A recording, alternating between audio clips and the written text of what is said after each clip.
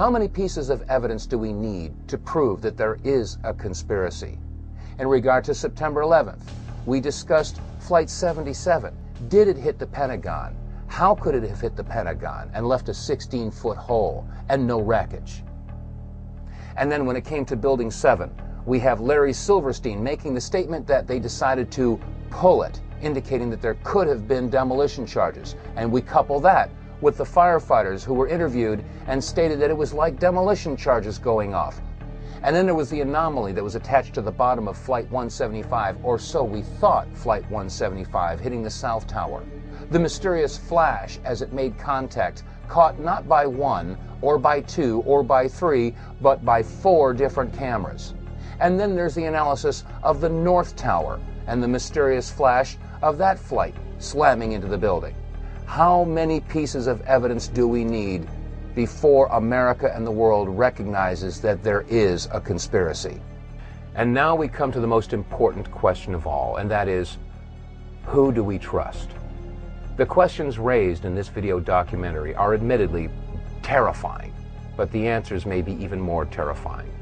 We offer an open hand and not a clenched fist to every man and woman that serves in uniform, whether it be law enforcement or military. You've all taken an oath to protect and serve, or to support and defend the Constitution from all enemies, foreign and domestic. And you are going to be charged with the responsibility of protecting the American people, the Declaration of Independence, the Bill of Rights, the Constitution. Our way of life is in jeopardy, and you will be charged with the responsibility of defending our way of life and the people of this country. The biggest challenge before you right now is, who is the enemy?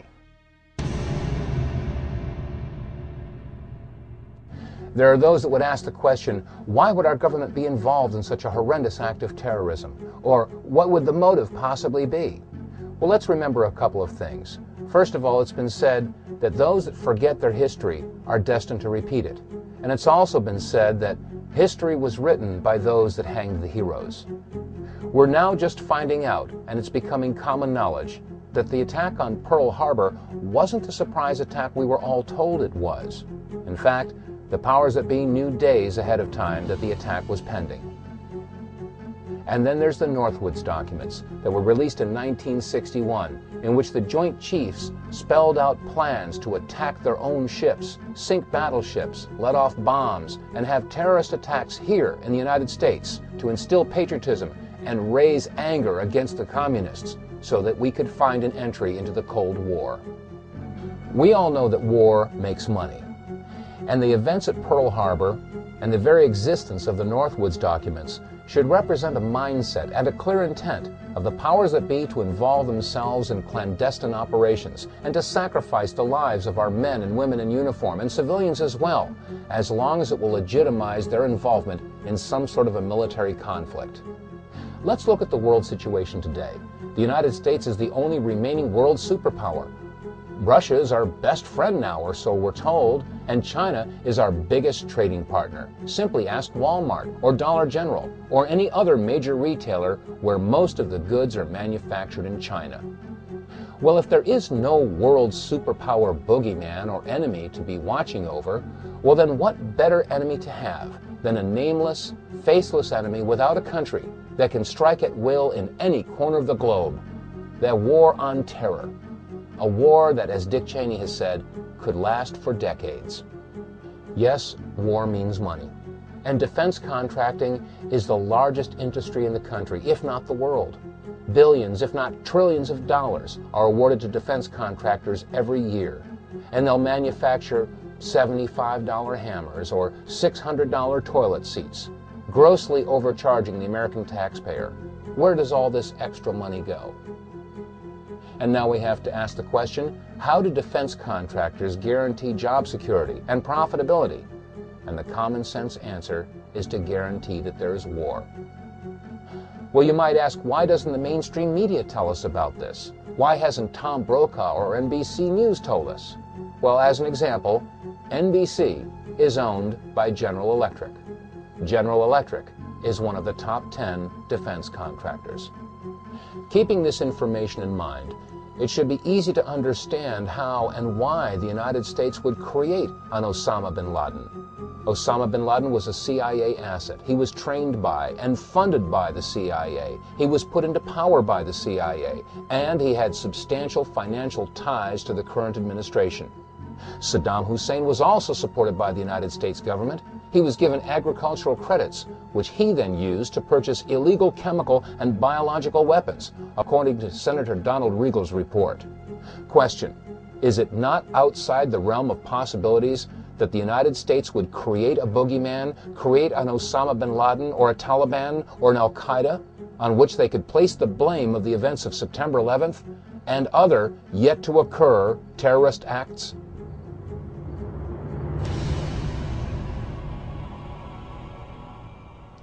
In the beginning of this program, we played word association, if you recall. The term was conspiracy theory. Now, you've seen enough evidence in this presentation to know that we are dealing now with a conspiracy. There is plenty of evidence to support it.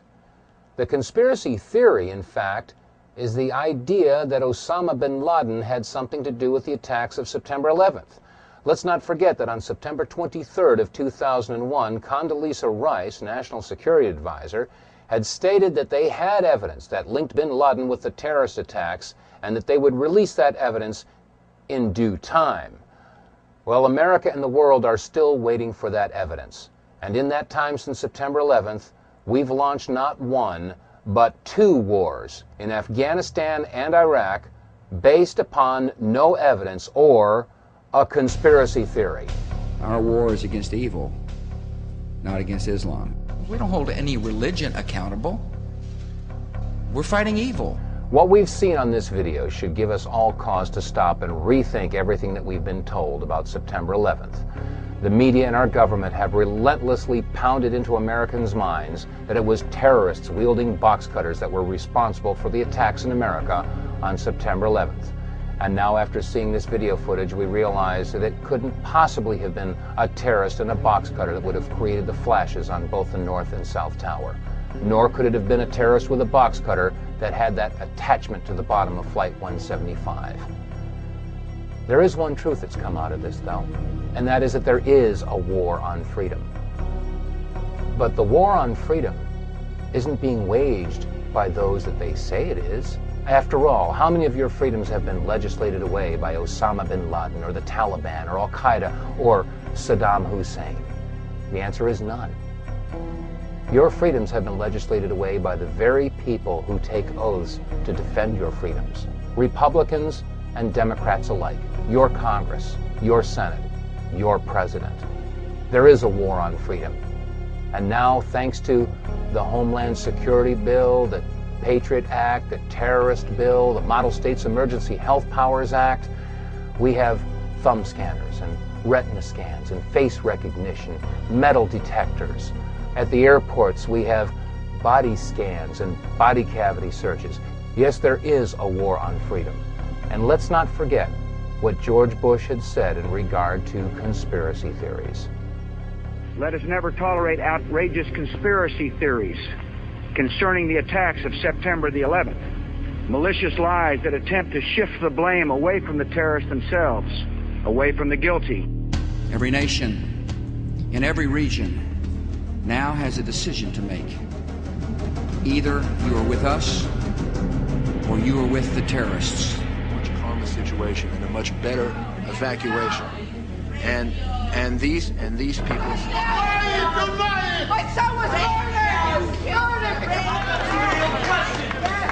Let's ask some real questions. Is that unfair? And what about the bunker? You didn't ask him about the bunker, the Office of Emergency Management bunker on fire? We are getting ready for the next panel. Remember this. Your government funded and trained Al-Qaeda. Repeat it again. Your government funded and trained Al-Qaeda. And now I ask all of America and the people of the world, where's your line in the sand?